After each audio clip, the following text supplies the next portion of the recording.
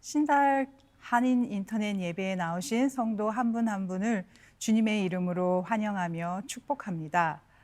어느덧 코로나 바이러스로 시작된 셧다운의 단계가 하나씩 하나씩 풀려가고 있는데요. 그동안 우리들이 하나님을 의지하고 또 하나님을 더욱 또 신뢰해서 지금까지 왔던 것처럼 앞으로도 하나님만이 오직 우리의 도움이시며 우리의 방패시며 우리의 안전이시라는 그 사실을 꼭 잊지 마시고요. 더욱 하나님 의지하고 신뢰하는 성도 여러분이 되시기를 바랍니다. 그래서 우리가 이제 일상생활 가운데서 전환돼서 많은 장소로 또 가야 되고 많은 사람들을 만나야 할 때 하나님 한 분으로 인해서 더욱 안정감을 갖는 여러분들의 삶이 되기를 주님의 이름으로 축복합니다. 우리 오늘도 계속해서 함께 기도하시고 하나님 말씀 기대함으로 나아가도록 하겠습니다. 기도하시겠습니다. 사랑하는 아버지 하나님, 은혜를 감사드립니다. 우리들이 참으로 합심해서 이렇게 하나가 돼서 지금까지 잘 온 것처럼 앞으로의 시간도 우리들이 마음을 하나가 되게 하게 하여 주시고 하나님 앞에 마음을 합하여 저희들이 나아갈 수 있도록 도와주시옵소서. 성도들이 어려운 시간에 더욱 사랑으로 하나가 되고 또한 보이지 않게 서로를 위하여 섬기고 함께 중보하게 하여 주심을 감사드립니다. 이 교회가 참으로 진실되게 사랑하고 또 더욱더 서로를 위해 섬기며 이웃을 위해 섬기는 교회가 되게 하여 주시고 믿음으로 소문난 교회가 되게 하여 주시옵소서. 오늘도 갈급한 마음으로 하나님 앞에 나왔습니다. 갈급한 영혼 가운데 말씀으로 채워주시옵소서. 성령으로 충만받는 시간이 되게 하여 주시옵소서. 오늘도 말씀을 하나님 열어주시기를 간절히 기도합니다. 오직 이 자리는 예배 마치는 시간까지 예수 그리스도만이 있게 하여 주시옵소서. 그렇게 하실 주님을 찬양합니다. 감사드리며 예수님의 이름으로 기도드립니다. 아멘. 오늘 우리들에게 주시는 하나님의 말씀은 에베소서 5장 13절에서 21절 말씀이고요. 제목은 지혜 있는 사람입니다. 빛이 폭로하면 모든 것이 드러나게 됩니다. 드러나는 것은 다 빛입니다. 그러므로 잠자는 사람아 일어나라. 죽은 사람 가운데서 일어서라. 그리스도께서 너를 환히 비추어 주실 것이다 하는 말씀이 있습니다. 그러므로 여러분은 어떻게 살아가야 할지를 살피십시오. 지혜롭지 못한 사람처럼 살지 말고 지혜로운 사람답게 살아야 합니다. 세월을 아끼십시오. 때가 악합니다. 그러므로 어리석은 자가 되지 말고 주님의 뜻이 무엇인지를 깨달으십시오. 술에 취하지 마십시오. 거기에는 방탕이 따릅니다. 성령의 충만함을 받으십시오. 시와 찬미와 신령한 노래로 서로 화답하며 여러분의 가슴으로 주님께 노래하며 찬송하십시오. 모든 일에 언제나 우리 주 예수 그리스도의 이름으로 하나님 아버지께 감사를 드리십시오. 여러분은 그리스도를 두려워하는 마음으로 서로 순종하십시오. 하나님의 말씀입니다. 어둠 가운데 빛이 비춰지면 모든 것이 밝히 드러나는데 드러나서 눈에 보이는 것은 다 빛이랍니다. 우리 13절과 14절 다시 한번 보면은요. 빛이 폭로하면 모든 것이 드러나게 됩니다. 빛이 폭로하면 모든 것이 드러나게 됩니다. 드러나는 것은 다 빛입니다. 그러므로 잠자는 사람아 일어나라. 죽은 사람 가운데서 일어서라. 그리스도께서 너를 환히 비추어 주실 것이다 하는 말씀이 있습니다. 자, 보십시오. 여기에서 빛은 누구신가요? 예수님이십니다. 요한복음 1장 9절을 보면은요. 참 빛이 있었다. 그 빛이 세상에 와서 모든 사람을 비추고 있다. 빛이신 예수님이 우리 안에 들어오시면 내 속에 있는 어둠, 그 어둠이 그대로 있을 수가 없습니다. 찬란한 빛 가운데서 그 빛이 내 속에서 자꾸 어둠의 일을 밖으로 드러내요. 그래서 점점 예수 믿기 전에 내 자아, 내 옛사람의 그 어둠의 일들이 사라집니다. 13절에서 우리말 폭로하다가 있는데요. 영어로는 exposed예요. 폭로하다라는 어감이 우리말로는 좀 말이 무시무시하죠. 그런데 이 단어는 헬라어로 꾸짖다, 책망하다, 훈계하다 이런 뜻을 가지고 있습니다. 그래서 우리말 개역개정 성경은요, 이 13절을 이렇게 번역을 했어요. 책망을 받는 모든 것은 빛으로 드러나는데 드러나는 것마다 빛이다. 다시 말하면 예수님, 하나님이시죠. 예수님이 책망하시는 것이 다 빛으로 나타나는데 나타나는 것마다 빛이다 라는 이야기예요. 그래서 우리가 오늘 첫 번째 말씀 포인트를 들어가 보면 하나님이 우리를 아름답게 존귀하게 우리를 인도해 가시고 세워 가시는데 사용하시는 도구가 두 개가 있어요. 하나는 칭찬이고 그리고 또 하나는 책망입니다. 칭찬은 격려, 인정 이런 것들이죠. 그리고 훈계, 꾸지람, 징계 이런 것들은 책망입니다. 성경에서 하지 말라고 한 것은 너희는 저주하지 말아라 이 말씀을 하셨고 또 너희는 비판하지 말아라 이렇게 말씀하셨어요. 이것은 우리가 하지 말아야 할 것들입니다. 우리가 사실 칭찬 듣는 것은 좋아하는데 책망 듣는 것은 굉장히 불쾌하게 생각하고 대부분 싫어해요. 그런데 오늘 우리가 이 책망이 칭찬처럼 하나님의 사랑이다, 사랑의 표징의 하나다라는 것을 알아야겠습니다. 히브리서 12장에 보면 징계가 없는 자식은 참 아들이 아니다. 하나님이 그러셨어요. 그래서 이 친아들에게는 반드시 징계를 하시는데 그 징계가 사랑이다. 이렇게 직접 알려주세요. 책망, 꾸짖음의 의미는요, 협박이나 어떤 처벌이 아닙니다. 잘못된 행동에 대해서 바로잡아주는 것, 그리고 잘못된 일에 대해서 마땅한 가르침을 지원하는 것, 이게 바로 책망이에요. 성경을 찾아보면요, 이 책망에 대한 말씀이 정말 많아요. 잠언서 한 것만 봐도 이 책망에 대한 말씀이 얼마나 많은지 모릅니다. 잠언 4장 13절을 보면 훈계를 놓치지 말고 굳게 잡아라. 그것은 내 생명이다. 단단히 지켜라. 잠언 5장 23절에도 훈계를 받지 않아서 죽고 너무나 미련하여 길을 잃는다. 또 잠언 10장 17절에도 훈계를 지키는 사람은 생명의 길에 이르지만 책망을 저버리는 사람은 잘못된 길로 들어선다. 잠언 12장에도 잠언 13장에도 잠언 15장에도 잠언 한 책만 봐도 얼마나 책망에 대한 말씀이 많은지 몰라요. 그리고 성경 전체 66권을 보면 이 책망의 말씀이 얼마나 많은지 모릅니다. 이처럼 성경 가운데 보면 하나님께서 우리를 많이 칭찬해 주시고 또 어떤 부분은 우리를 아주 심하게 꾸짖으시고 책망하시는데 그 까닭은 바로 우리를 많이 사랑하시기 때문에 그래요. 그런데 안타깝게도 우리는 칭찬하면 그것은 다 좋은 걸로 받는데 책망하면 그것은 잘 안 받으려고 해요. 그래서 나를 칭찬하는 사람은 나를 좋아하는 사람, 그리고 나를 책망하는 사람은 나를 싫어하는 사람, 이렇게 구분지어서 생각하면 안 되는 거죠. 그래서 오늘 우리가 이 칭찬과 책망 둘 다 사랑이다. 이것을 분명히 해두었으면 좋겠습니다. 나를 칭찬해주는 사람도 나를 사랑해주는 사람이고 나를 책망해주는 사람도 나를 사랑하는 거예요.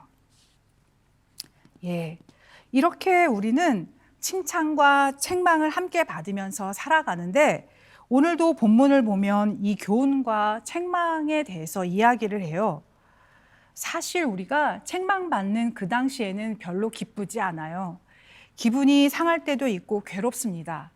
그런데 나중에 보면은요, 이 책망은 우리의 연약한 부분을 강하게 해주고요. 그리고 우리를 형통한 그 삶의 열매를 맺게 해준다고 하나님은 말씀해 주세요. 그래서 우리가 칭찬받을 때 보이는 반응처럼 같은 반응으로 책망도 받자는 거예요. 이 멜번에 비 한 번, 폭우 한 번 쏟아지면은요, 잔디가 얼마나 쑥쑥 자라는지 몰라요. 그것처럼 책망은 우리들이 하나님 앞에서 그리고 사람들 앞에서 쑥쑥 크는 엄청 놀라운 진보함이 있어요. 영적 진보함도 있고요. 그리고 삶의 진보함도 있습니다. 우리가 책망 받을 일이 없어서 책망을 받지 않으면 그것은 정말 기쁜 일이고 그게 사실 제일 최고로 좋은 일이죠. 그런데 책망 받을 일을 했는데도 불구하고 부모나 혹은 직장 상사나 또는 어떤 맡은 자로부터 책망을 안 받는 사람도 있어요. 그런데 그럴 경우에 우리가 책망을 안 받았다고 좋아할 일은 아니에요. 분명히 책망 받을 일을 했음에도 불구하고 책망을 하지 않는 데에는 이유가 있어요. 대부분의 경우에 사람들은요, 겁이 나서 책망을 못할 수도 있습니다. 왜냐하면 책망하면 대드니까, 책망하면 소리 지르고 싫어하니까, 그리고 책망하면 떠날까봐, 집을 나가버릴까봐, 그래서 책망을 안 할 수도 있습니다. 틀림없이 말을 해줘야 되는데 분명히 꾸지람을 해줘야 그래야 저 사람이 저 부분을 고쳐야 발전이 있고 미래가 있는데, 그런데 책망하는 그 순간 그 사람의 반응이 두려워서 책망을 해주지를 못하는 거예요. 한마디 해주면 그 순간 얼굴이 굳어져서 집안 분위기를 굉장히 어둡게 만든다던가, 책망을 한 번 하면 사무실 분위기를 그냥 걷잡을 수 없이 어둠의 굴로 만든다든가, 그렇게 엉망으로 만드니까 그 반응을 생각하니까 아휴, 그럴 바에야 그냥 없었던 일로 하지 뭐, 이렇게 하면서 그냥 넘어가요. 하지만 그 다음부터는 무슨 일이 생기면 다른 사람에게 일을 맡기지 그 사람은 빼놓게 됩니다. 그러다 보면 결국은 책망받기 싫어하는 사람은 발전할 수 있는 기회가 점점점 줄어들어서 제자리에 남아있게 되는 거죠. 집에서 요리하다 보면은요, 사용하기에 편리한 팬이 따로 있어요. 그래서 그 팬을 더 자주 꺼내서 사용하게 되는데 사람도 그렇지 않나 싶습니다. 시니어의 위치에 그 입장에서 경험하신 분들은 잘 아실 거예요. 틀림없이 편한 사람이 있고 불편한 사람이 있어요. 어떤 사람이 편한가요? 그래도 좀 유들유들하게 책망도 잘 받아 넘기고 그리고 조언도 귀담아 듣고 그런 사람이 마음이 편하고 마음이 더 가게 되어 있습니다. 편한 사람에게는 언제든지 전화할 수 있고요. 그리고 편한 사람에게는 언제든지 도움을 요청할 수가 있죠. 그런데 반대로 뭐 한 가지라도 말을 하려고 하면 까다롭게 굴고, 그리고 그러다 보니 이것저것 재서 생각을 해서 이야기를 해야 되고, 그렇게 되면 그 사람에게는 도무지 피곤해서 이야기하기가 너무 어렵게 돼요. 말을 못하는 거죠. 그래서 오늘 주님이 저와 여러분에게 칭찬도 사랑이고 책망도 사랑이다 말씀해 주시는 겁니다. 우리는 넉살 좋게 책망도 잘 받아 넘기고 그리고 그 정도의 일로 저 사람은 삐질 사람이 아니야 하는 그런 인정받는 사람이 되기를 바랍니다. 그래서 저와 여러분이 책망도 칭찬처럼 잘 받아 넘겨서 성장의 기회로 잘 소화시키는 그런 은혜가 있는 사람이 되기를 주님의 이름으로 축복합니다. 그런데요, 권위자 혹은 맡은 자로서 책망해야 할 일이 있다면 반드시 주의해야 할 부분이 있습니다. 반드시 잘못된 행동에 대해서 적합하게 그리고 일관성 있게 책망을 해야지 자기 기분, 자기 감정에 따라서 함부로 책망하고 함부로 사람을 대해서는 안 됩니다. 상대방의 인격까지 건드리면서 윽박질러서 억지로 복종시키는 것은 책망이 아니에요. 그래서 자신이 화가 난 상태, 짜증이 난 상태, 그리고 당황했을 때, 그리고 또 혹은 상대방의 권리나 인격을 침범하게 될 때에는 책망하지 말아야 합니다. 책망이 필요할 때는요, 먼저 마음을 가라앉힌 다음에 자신에게 먼저 몇 가지 질문을 하는 게 좋아요.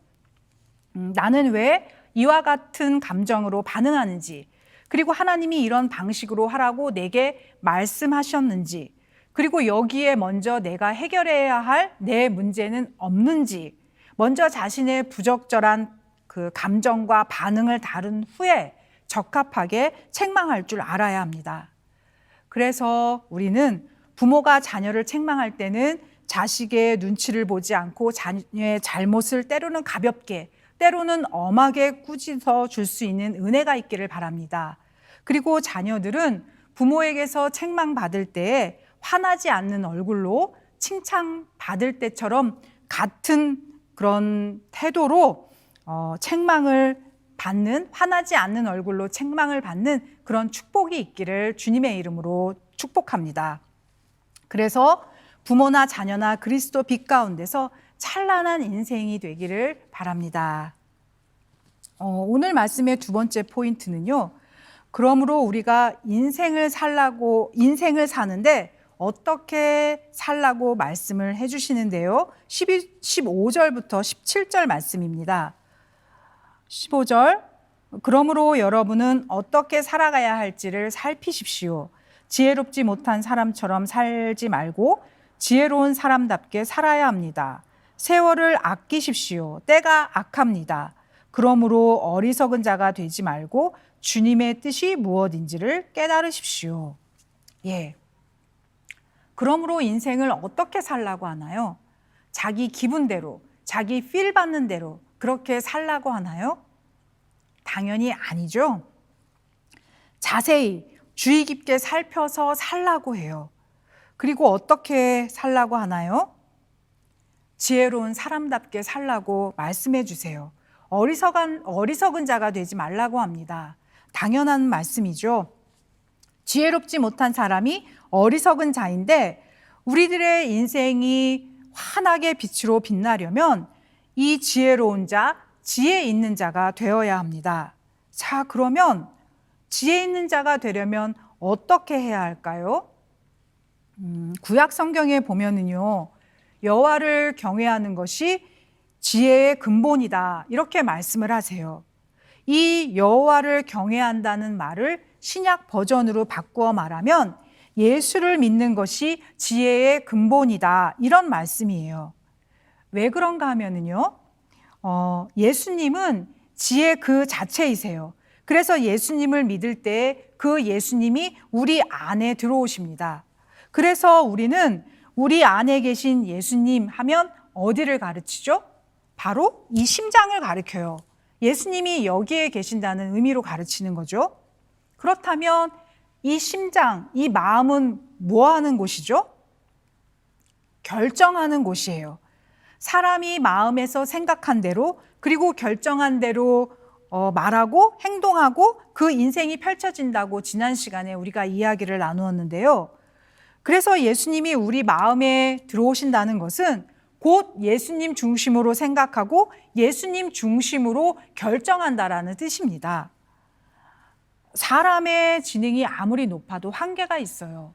우리 성도들의 그 지능을 다 합친다 해도 우리가 생각하고 해결하는 문제에는 다 한계가 있습니다. 그런데 예수님의 지능은 어떨까요? 그것은 인간이 가지고 있는 숫자로 표기하는 것은 불가능해요. 몇 개의 0을 붙여야 될지 모릅니다.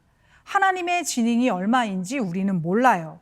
그래서 하나님을 지혜가 한이 없으신 분, 하나님은 모든 것을 다 아시는 분, 그래서 옴니사이언스, 전지하신 분, 전지하신 하나님 이렇게 부릅니다. 그런데 예수를 믿음으로 그분이 우리 안에 그리고 저와 여러분 안에 들어오신 거예요. 그래서 여러분이 예수 믿기 전에는 자기 지능대로 살던 때 내가 어디로 가야 할지 그리고 내가 어느 길을 선택해야 할지 고민할 때는 내가 아는 대로 본 대로 경험한 대로 그리고 세상에서 이야기하는 대로 그 기준을 따라서 결정하고 살아왔는데 그런데 주님은 여러분의 내일 일만 아시는 게 아니라 여러분의 그 먼 미래를 다 아시는 하나님이세요. 마치 드론이 공중에 떠서 이렇게 아래를 보면 어디가 어디인지, 어느 길이 안전하고 어느 길이 막혀 있는지 다 보이거든요. 그것처럼 하나님은 이 세상의 모든 미래까지 다 보시고 그리고 다 아시고 섭리하시는 분이십니다. 예수님이 우리 안에 오시면 예수 있는 자는 뭐가 되는 거죠? 바로 지혜 있는 자가 되는 거예요. 왜 그렇죠? 예수님은 지혜 그 자체이고 근원이시니까 그분이 내 안에 계시면 당연히 지혜 있는 자가 돼요. 그래서 주님이 내 안에 들어오시게 되면은요, 예전에 살던 삶과는 전혀 다른 삶이 되는 거예요. 이전에는 내가 당장 눈앞에 보이는 이익을 따라 결정하고 그 길을 따라갔는데, 이제는 예수님이 내 과거 그리고 내 모든 것을 다 아세요. 미래까지 다 아시면서 그리고 인생의 먼 앞으로 있을 시간들, 청년기, 중년기 시간을 거쳐 노년기 시간뿐만이 아니라 저 영원한 세상까지 보시면서 이렇게 해라, 저렇게 해라, 우리를 인도해 주시니까 그 길을 따라 살다 보면 결국 내가 사는 것을 보면 도저히 내 머리로 나온 것은 아닌데 도무지 주님이 아니시라면 이렇게 될 수가 없지. 주님이 하신 게 분명하구나 하는 것을 확인하게 돼요. 그러다 보니까 주변에 있는 사람들로부터 그 사람은 참 지혜로워 이런 말을 듣게 되는 거죠. 우리가 평생 이런 소리 들으면서 살게 되기를 바랍니다. 요즘 계속해서 주님께서 우리들에게 가르쳐 주시는 게 뭔가요? 바로 깨끗함 속에 풍성함이 있다라는 거예요. 예수 믿는 자는 빛이신 예수님이 우리 속에 계시니까 우리가 점점 투명해지고 깨끗해지고 그리고 지혜이신 그 주님을 모시고 사니까 우리가 점점 능력 있는 변화받는 놀라운 삶을 사는 거예요. 하나님은 우리의 능력과는 비교도 안 되는 그런 놀라운 파워를 가지고 계신 분이십니다. 그래서 전능하신 분이라고 이야기해요. 그 전능하신 하나님, 그 예수님이 우리 안에 들어오시니까 예수 믿는 자의 삶이 전능하신 하나님 때문에 파워 있는 삶이 될 수밖에 없는 겁니다. 그래서 예수님이 예수 믿는 자에게는 능치 못할 것이 없다. 그런 말씀하셨어요. 내 능력으로는 안 되지만 전지전능하신 하나님, 예수님이 내 안에 계신데 얼마나 용기 있게 그리고 담대하게 살 수 있겠는가. 그런 말씀이죠. 그래서 오늘 저와 여러분이 예수 있는 자 그리고 지혜 있는 자로 용기 있게 담대하게 기뻐하면서 살기를 바랍니다. 오늘 세 번째 말씀의 포인트는요. 오늘 지혜 있는 자, 예수 있는 자가 되어 세월을 아끼라고 말씀하세요. 16절을 보면은요. 16절 세월을 아끼십시오. 때가 악합니다. 예, 보세요. 아끼다의 반대말은 뭐죠? 낭비하다, 허비하다예요. 세월을 낭비하지 말고 그 시간을 아껴서 잘 쓰라는 말입니다. 누구나 다 시간은 24시간 정해져 있어요. 그런데 지혜로운 자가 되면 잠자는 시간을 포함해서 이 24시간을 정말 짜임새 있게 잘 쓰는 거예요. 그런데 지혜 없는 삶을 살다 보면 자기가 쓴 시간은 별로 없이 그냥 시간을 다 흘려보내는 겁니다.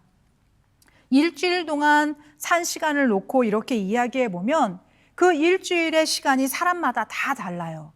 24시간씩 7일, 168시간을 다 똑같이 산 것 같지만 그 시간을 아껴서 어떤 사람은 프로덕티브한 그런 시간을 산 사람이 있고 또 어떤 사람은 그야말로 그 시간을 마구 허비한 사람이 있을 수가 있다라는 거예요. 똑같은 70년을 살아도요. 어떤 사람은 7년 산 사람일 수도 있고요. 어떤 사람은 700년을 산 사람일 수도 있는 거예요. 18절을 보면 술에 취하지 마십시오. 거기에는 방탕이 따릅니다. 이렇게 말씀하셨는데요. 방탕이라고 나오는데요. 이 방탕은요. 시간을 낭비하는 데는 아주 뛰어난 명약이에요.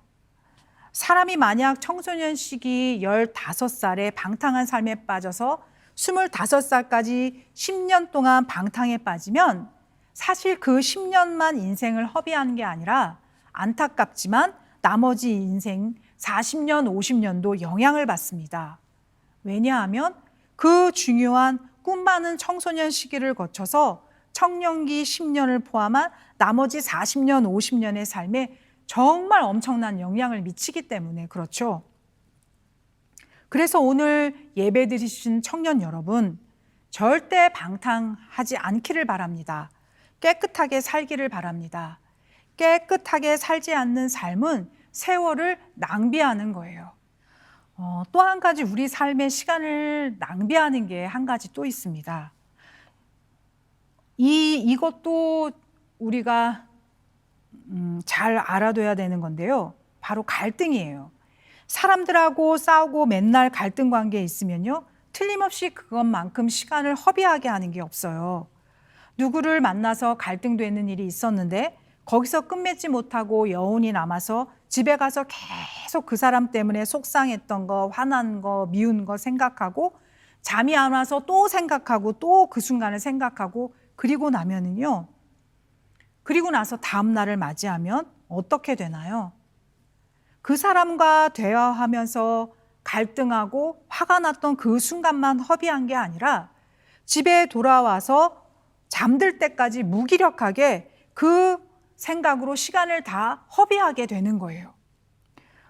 사랑하는 여러분, 잘 들으세요. 그런데 이런 게 다 사단의 전략이라는 거예요. 우리를 시간 낭비하는 대로 엄청 끌고 가려고 애를 쓰는 거예요. 그래서 우리가 사람을 만날 때는요, 깔끔하게, 선명하게 거기서 컷하고 다음 씬으로 넘어가게 해야 돼요. 만약에 회사에서 기분 상하는 일이 있으면 거기서 아주 딱 끊고 집에 와서는 집에서의 액션이 다시 시작되게 해야 된다는 거예요. 그래서 갈등을 못 끊고 쭉 이어져서 집에까지 그 갈등을 데리고 오면 그러면 온 집안이 다 영향을 받죠.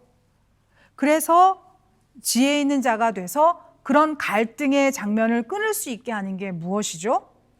바로 회개와 용서예요.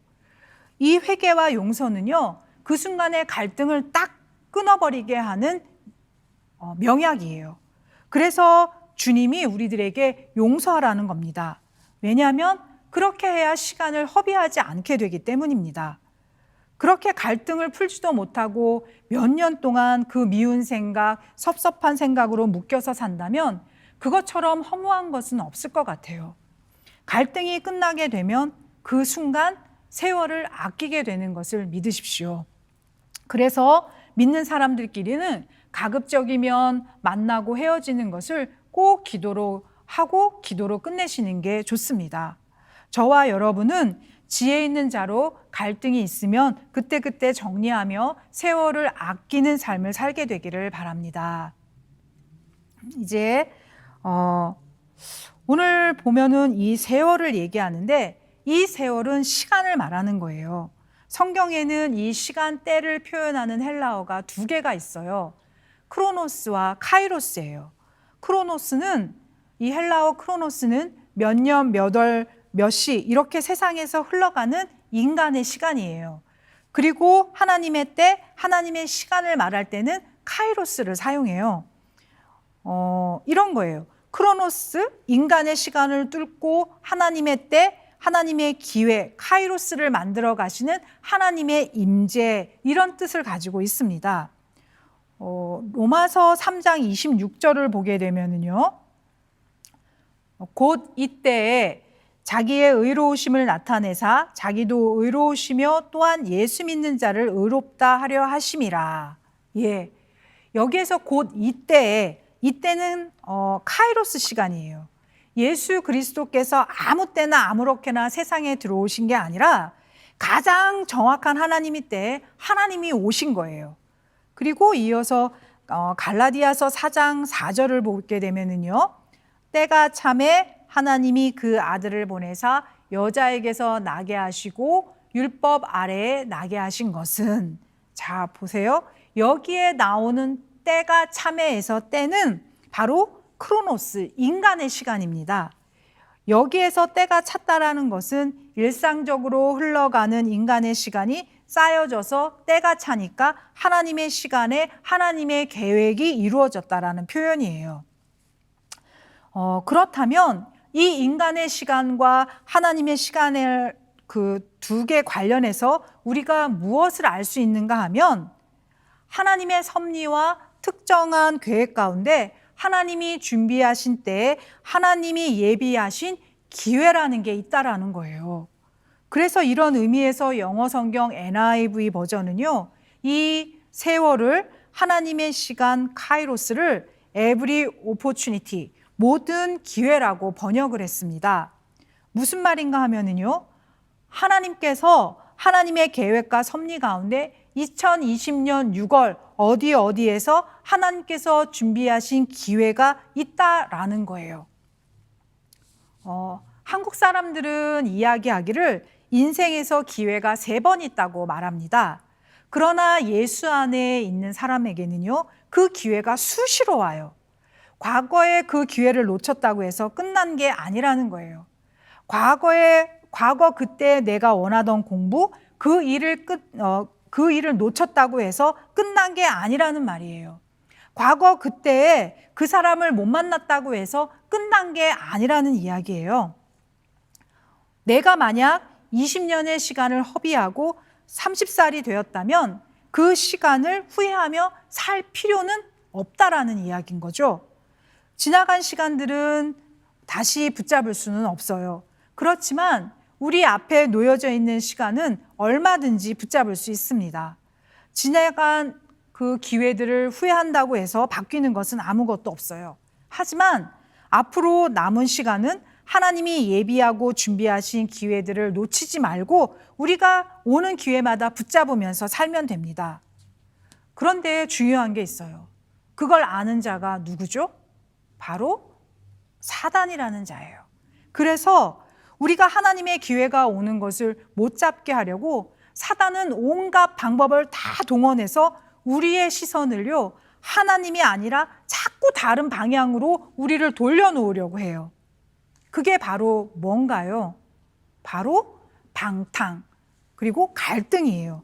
그래서 우리가 여기에서 마음으로 막 싸우고 갈등하다 보면 하나님의 시간이 어느새 그냥 훅 지나가 버리고 또 기회가 언제 오나 해서 하나님 쪽으로 이렇게 시선을 주목하고 있으면 또 이번에는 사단이 술로 뭐로 이렇게 방탕으로 나를 또 데리고 가서 거기서 시간을 또 낭비하게 하고 계속 이렇게 왔다 갔다 하니까 기회가 또 지나가는 거예요. 갈등하는 사람은요, 동시에 다른 것을 할 수가 없어요. 그리고 방탕하는 사람이 다른 것을 겸해서는 할 수가 없습니다. 거기에 붙잡히면 오직 그것만 해야 돼요. 그래서 우리가 여기에 속지 않기를 바랍니다.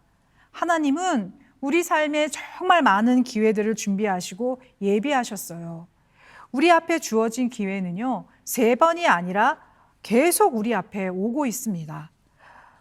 그러면 우리는 그 기회를 어떻게 붙잡나요? 예수 있는 자, 지혜 있는 자로 살면 되는 거예요. 그러면 그 기회들을 놓치지 않고 붙잡게 됩니다. 저와 여러분이 그 기회들을 하나도 놓치지 않고 붙잡게 되기를 주님의 이름으로 축복합니다. 이제 마지막으로 예수 있는 자로 살게 되면은요, 18절입니다. 술에 취하지 마십시오. 거기에는 방탕이 따릅니다. 성령의 충만함을 받으십시오. 예. 술에 취하는 것과 성령의 그 충만함을 받는 것을 둘이 이렇게 대치시켜 놨는데요. 이 둘이 무슨 연관성이 있을까요? 둘이 공통점이 있어요. 술에 취한 사람은 술 기운에, 그리고 성령에 충만한 사람은 성령의 기운을 따라 삽니다. 이 둘이 비슷해요. 그래서 술의 힘을 빌려서 말을 하고 술의 기운을 빌려서 무언가를 해요. 성령을 받으면 성령을 따라 말을 하고 그리고 도무지 자기 능력이나 마음으로는 못할 일을 성령의 힘에 의지해서 해내요. 그래서 성령을 따라 무엇을 하게 되면은요, 거기에는 후회가 없습니다. 거기에는 반드시 성령의 열매가 따라와서 기뻐요. 그런데 술 기운에 따라 무언가를 말하게 되고 하게 되면은요, 거기에는 반드시 후회가 있어요. 그리고 열매는 없어요. 말해놓고 후회하고 행동해놓고 후회합니다. 그래서 주님이 우리에게 성령 충만함을 받으라 이렇게 말씀하세요. 그래서 우리가 성령 충만하게 되면은요, 하나님이, 예수님이 나와 함께 하시는 게 선명하게 느껴져요. 이렇게 우리가 성령이 충만한 삶을 살게 되면은요, 우리의 삶이 어떻게 되는가 하면 19절부터 보면은요, 시와 찬미와 신령한 노래로 서로 화답하며 여러분의 가슴으로 주님께 노래하며 찬송하십시오. 모든 일에 언제나 우리 주 예수 그리스도의 이름으로 하나님 아버지께 감사를 드리십시오.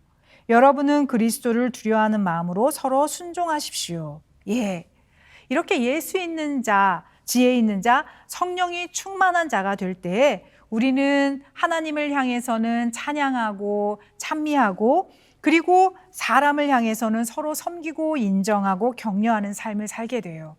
그리고 두 번째는 범사에 감사하는 삶이 되고, 세 번째는 서로 간에 순종하는 삶이 되는 겁니다. 서로 소리 지르고 다투는 삶이 아니에요. 그리고 억지로 복종시키고 군림하려는 삶이 아닙니다. 우리가 하나님을 찬양하고 노래하면은요, 싫어하는 자가 또 있어요. 누구요? 바로 사단이에요. 그래서 우리에게 와서 속삭여요. 인생을 왜 그렇게 뒤떨어지게 살아? 정말 촌스러워. 21세기의 순종이라니 무슨 인생을 그렇게 비굴하게 살아? 속삭입니다. 주변에서 아무리 우리 귀에다 그렇게 속삭여도 우리는 거기에 절대 속아 넘어가서는 안 됩니다. 하나님이 예비하시고 준비하시는 이 기회는요, 찬양하는 삶, 감사와 순종의 삶에 있습니다. 순종하는 자는요, 어디 가든지 환영받고 그리고 인정받습니다. 우리가 이 순종의 의미에 대해서는 다음 시간에 좀 자세히 살펴보도록 하겠습니다. 사랑하는 여러분, 저는 오늘 여기에서 이제 말씀을 마무리하려고 합니다. 성경대로 그리고 말씀대로 사는 게, 그게 복 있는 삶이고요. 그게 바로 은혜의 삶입니다. 하나님이 우리를요, 준비하신, 하나님이 예비하신 그 기회로 우리를 인도하는 길이 바로 성경대로, 말씀대로 사는 것입니다.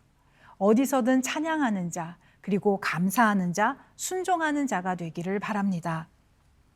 우리 성도들이 하나님을 향해서는 찬양하고, 그리고 사람을 향해서는 칭찬하고 인정하고 격려가 넘치게 하고, 그리고 범사에 감사하는 성도들, 서로 간에 순종하는 성도들이 되기를 바랍니다.